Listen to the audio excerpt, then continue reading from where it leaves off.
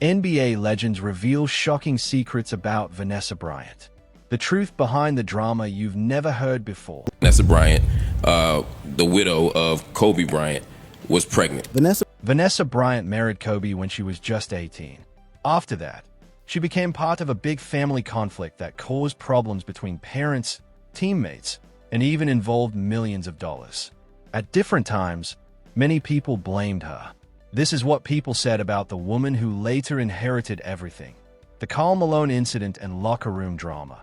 On November 23, 2003, the Los Angeles Lakers played against the Milwaukee Bucks.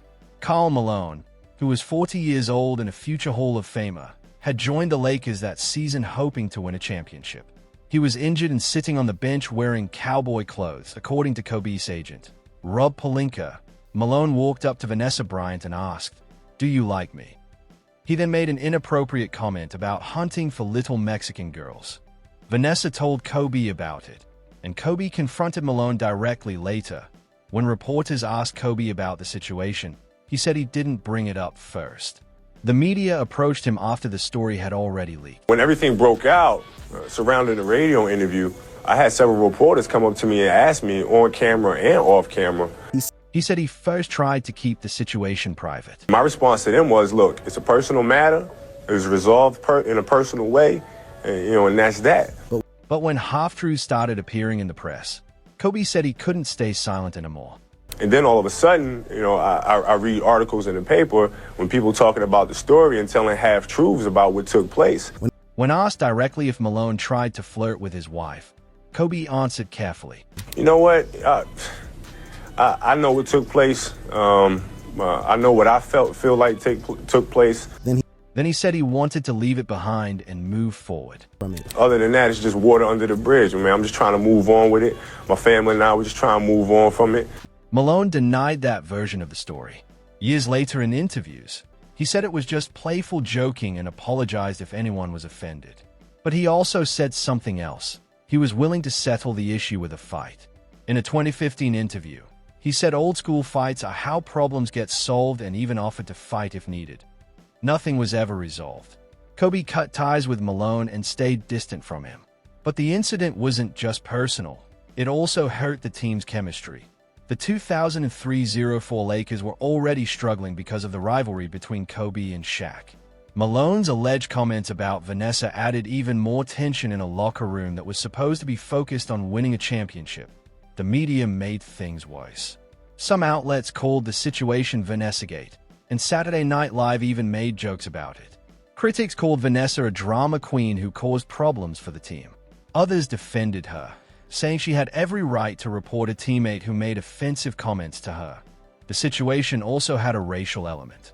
Malone's remark about little Mexican girls, especially while wearing a cowboy outfit, was seen by many as disrespectful toward Vanessa's Latina background. From that point on, a pattern started to form. Whenever there was a conflict, whether in the family or inside the team, people often pointed to Vanessa as part of the reason.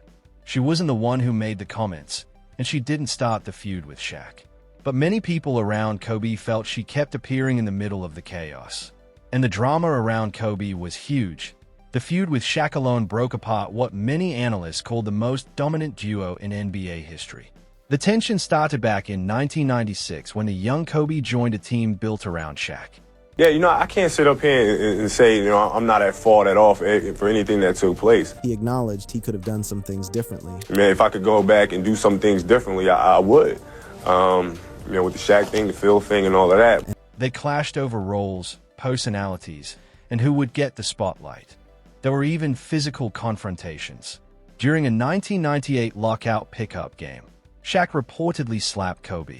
After that, they kept blaming each other whenever the team lost in the playoffs. WY 2003. Things had gotten worse. Kobe publicly criticized Shaq, calling him out of shape and accusing him of blaming teammates for losses.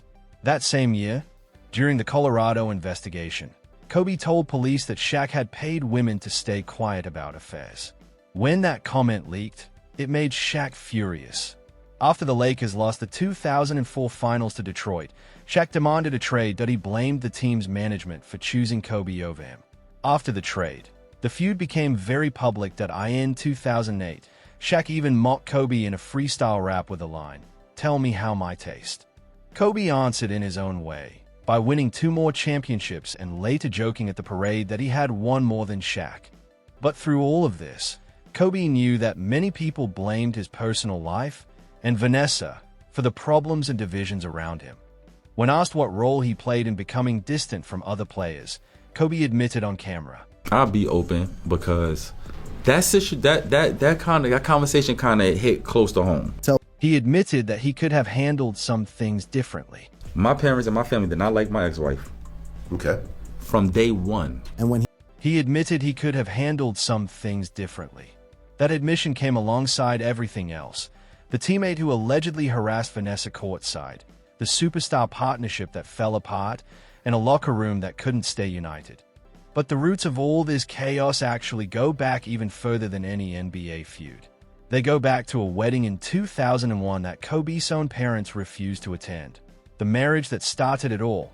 In November 1999, 21-year-old Kobe Bryant walked onto the set of THA Eastside's Get Up music video. Vanessa Lane was there working as a background dancer. She was 17 years old, born in Huntington Beach, California, to a Mexican mother and an Irish-Italian stepfather. Her biological father had left the family when she was young. Her mother, Sophia, worked several jobs as a shipping clerk. The family moved between relatives' homes in Garden Grove and Huntington Beach.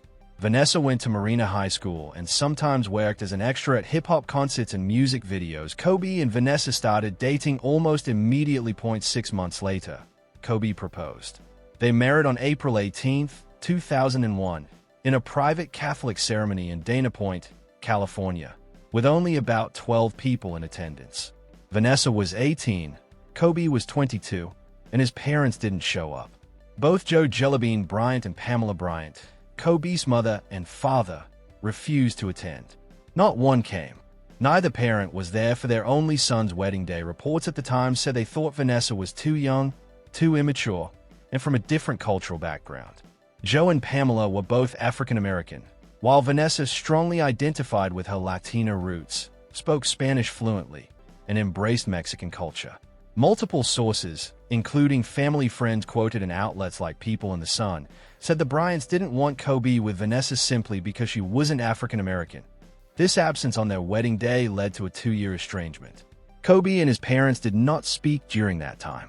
Reconciliation only began after the birth of Kobe and Vanessa's first daughter, Natalia, in January 2003.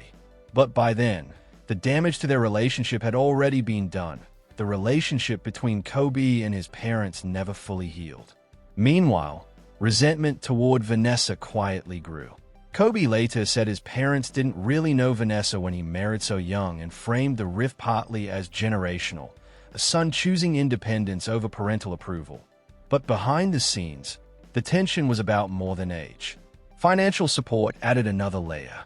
Over his 20-year career, Kobe gave millions to his parents, his 2 sisters Sharia and Shea, and also provided housing, lifestyle support, and direct cash. He publicly said he was proud of his sister's independence, but he also admitted he limited unchecked financial reliance because he wanted his family to build their own sense of self-worth. Still, rumors circulated, never confirmed in court but repeated in family circles, that Kobe gave more resources to Vanessa's side of the family than to his own parents. Whether true or just perceived, that sense of imbalance hung over everything that came next. Former NBA player Sebastian Telfair spoke about this situation in an interview and didn't hold back, saying the Kobe family dynamics hit close to home for him. So when I read the Kobe situation, I'm like, man, that's real tough that he was put in that situation. Telfair explained that his own parents had rejected his ex-wife from the very beginning, and going against their wishes hurt his relationships with his family. But he was focused on basketball. That's what they want you focused on. Telfair. And when he looked at Kobe's situation, he saw the same pattern. A young player choosing his wife over his parents and facing consequences that money couldn't fix. I don't know what he would have to do for me to go against him. But Telfair also said something even deeper. The NBA system itself played a role. The league wanted Kobe to focus only on basketball, and that kind of tunnel vision made it easier for him to distance himself from the people who raised him.